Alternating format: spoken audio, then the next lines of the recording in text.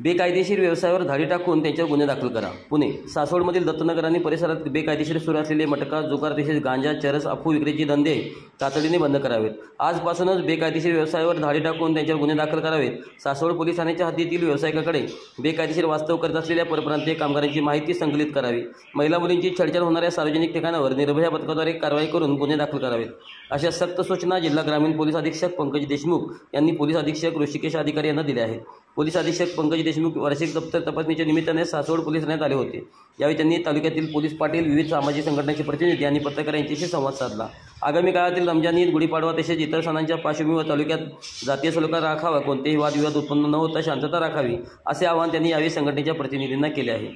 यावेळी पत्रकारांशी संवाद साधताना सासवडमधील रत्ननगर परिसरात बेकायदेशीर व्यवसाय मोठ्या प्रमाणात सुरू असून येथे नियमित भांडणे, मारामारी असे प्रकार नियमित होत असतात. या व्यवसायांना आळा घालण्याची मागणी पत्रकारांनी केली.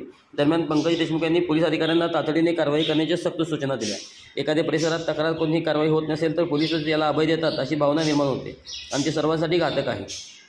त्यामुळे तिथे दररोज धाडी टाका आणि संपूर्ण धंदे बंद करून मला कारवाईची माहिती पाठवा असेही त्यांनी सांगितले.